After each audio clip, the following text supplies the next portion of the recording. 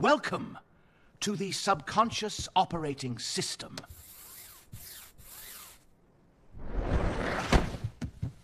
Neural pathways are waiting to be writ. Welcome. Have you ever felt stuck? Like you're living the exact same day over and over again, wrestling with the same frustrations, the same problems? Well, what if I told you that most of us are unknowingly trapped in this loop, a loop that's run by the ghost of our own past? Today, we're diving deep into the work of Dr. Joe Dispenza to figure out what this loop is, and more importantly, how to finally break free and start building a brand new future. It all starts the second our eyes open. Think about it. Before you even get your feet on the floor, where does your mind go? Straight to your problems. Problems with work, problems with money, relationship issues, and every single one of those problems is really just a memory from your past, right? Each one is tied to certain people, specific places, things that happened. This simple, unconscious habit immediately plugs our entire state of being right back into the past before the day has even really begun. And this idea right here, this is the absolute key. We like to think of our brain as this amazing tool for creating our future. But for most of us, day to day, it acts more like a hard drive, an archive just packed with old data. It's a record of everything we've learned and everything we've experienced. So when we wake up and immediately think of our problems, we are literally firing up old software, loading the record of yesterday. And here's the crucial part. A brain that's constantly looking backward has no space to create anything new going forward. So you gotta ask yourself this question, because those thoughts about the past, they trigger very specific emotions. You think about that argument from yesterday and boom, you immediately feel angry or frustrated. You remember that bill that's due and there's that familiar knot of anxiety. Since our thoughts and our feelings create our state of being, you literally start your day by recreating the exact same state of being from yesterday and the day before that. Your past is, quite literally, becoming your future. But here's the good news. You are not doomed to repeat this cycle forever. There is a way out. And it's not about just wishful thinking or trying to use more willpower. It's about understanding the powerful mechanics of your own mind. It's like having an owner's manual. We have to learn how our mind works to make it work for us instead of against us. And the most important chapter in that manual, it's the one on the subconscious mind, the part that's actually running the show. Okay, so let's get into it. Part 1 of the owner's manual, the subconscious operating system. This is so fascinating because once you get this, you'll finally understand why so many of our best intentions, New Year's resolutions, all those promises we make to ourselves, why they just seem to fall apart. It all comes down to this powerful, invisible force that's really in the driver's seat. Get this, by the time we're about 35 years old, a staggering 95% of who we are is just a set of memorized programs. Think about that for a second. 95%. It's our unconscious habits, our automatic emotional reactions, our hardwired beliefs.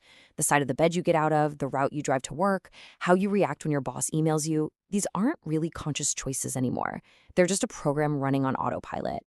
And this slide just perfectly lays out the problem. On one side, you've got your 5% conscious mind. It has a great new idea. I want to be wealthy, or I'm going to be happy. But on the other side, you've got the 95% subconscious body, which has been conditioned by years of programming. It's been programmed to feel lack, or it's even become addicted to the familiar rush of stress hormones. It's like a skinny guy trying to arm wrestle an Olympic powerlifter.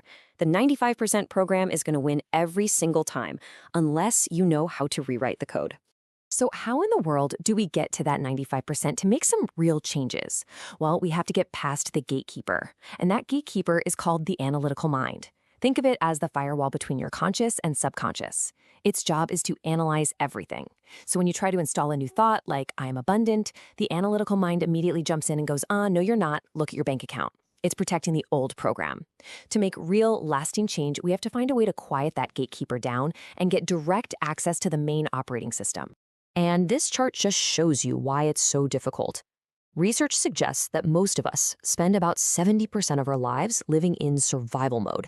That means living in stress, constantly looking out to the worst-case scenario based on something bad that happened in the past.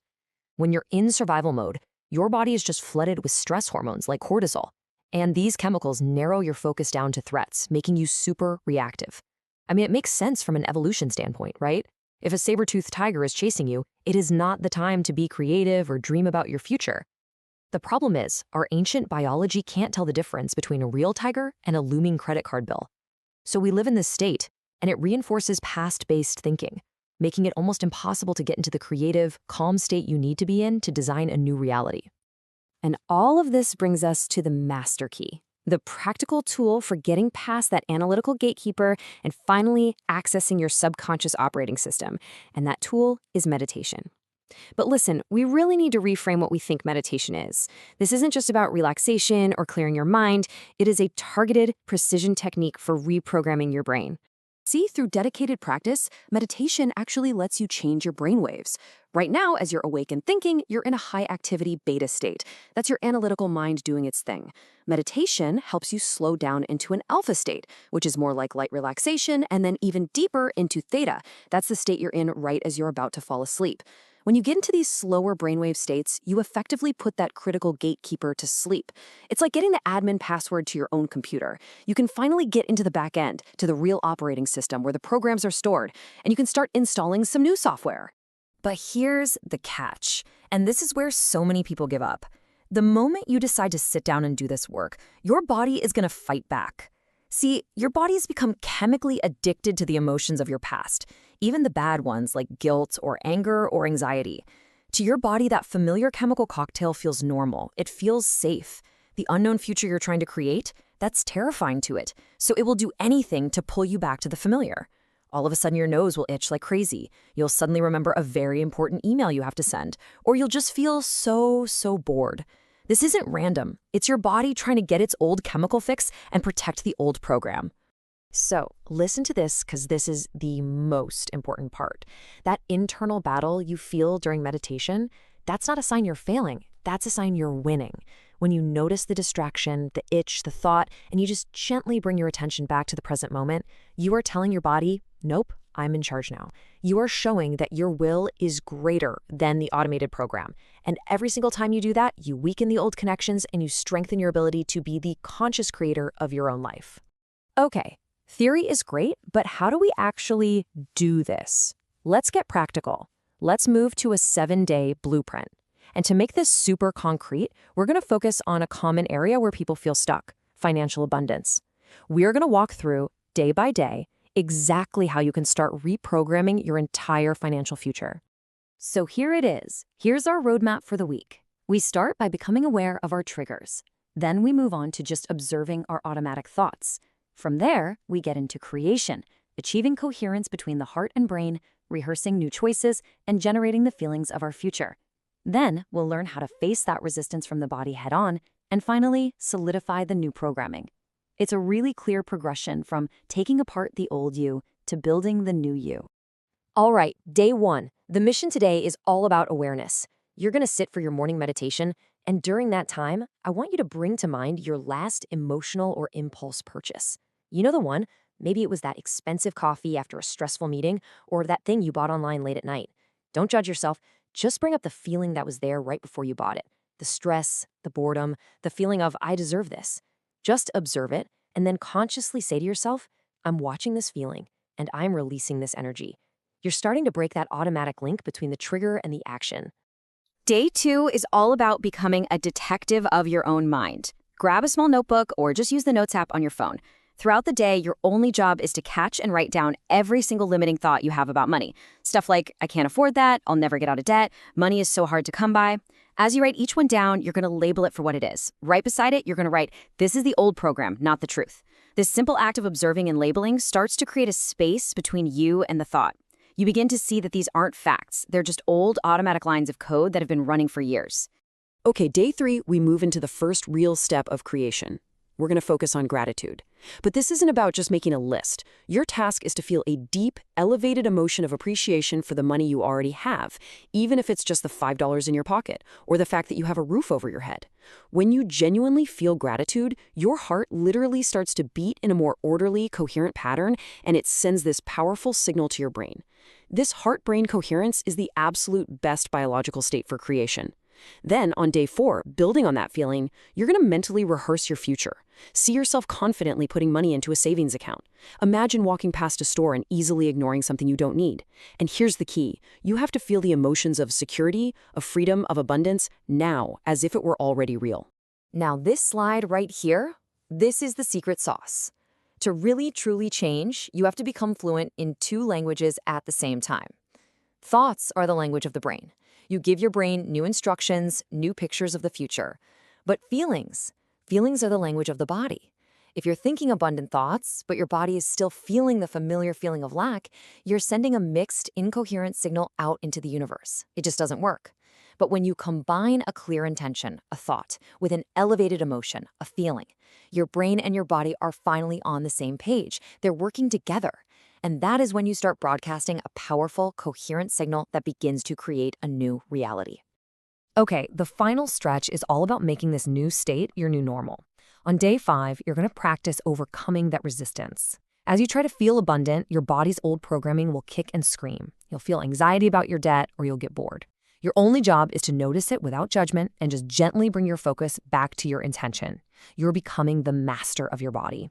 Then, day 6, you're going to move from overcoming to attracting. You're going to take gratitude a step further.